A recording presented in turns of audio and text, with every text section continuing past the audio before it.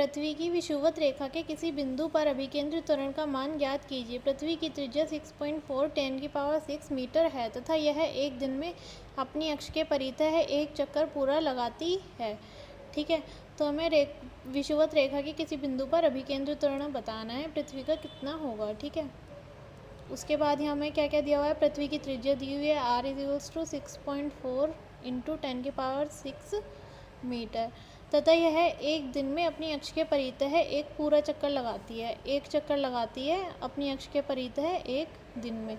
ठीक है, एक दिन में कितना घंटे होते हैं, 24 घंटे, तो टाइम कितना हो गया, 24 आवर्स। इसे सेकंड में कन्वर्ट कर लेंगे तो कितना जाएगा, 24 × 60 × 60 सेकेंड। ठीक है, उसके बाद हमें बताना है अभिकेंद्रित त्वरण कितना होगा। तो अभिकेंद्रित त्वरण के लिए हमारे पास फॉर्मूला कितना होता है, A = r ω²। कोणीय चाल होती है ω = 2πn/t। ठीक है, इसे अभिकेंद्रित त्वरण के फॉर्मूले में रख लेंगे तो कितना हो जाएगा, A = r 2πn/t²। ठीक है, यहाँ पे ओमेगा की वैल्यू रख लेंगे।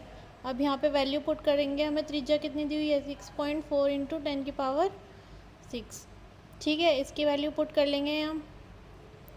अब अंदर सॉल्व करेंगे, पाई की वैल्यू कितनी रहेगी, 3.14 या फिर 22/7।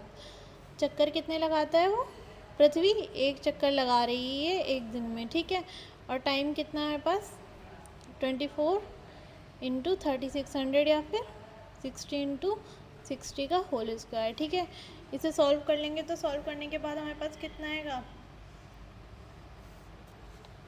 3.4 × 10⁻² मीटर/सेकंड²। ठीक है, 3.4 × 10⁻² मीटर/सेकंड²। ये हो गया हमारा विषुवत रेखा के किसी बिंदु पर पृथ्वी का अभिकेंद्र त्वरण 3.4 × 10⁻² मीटर/सेकंड²। ठीक है।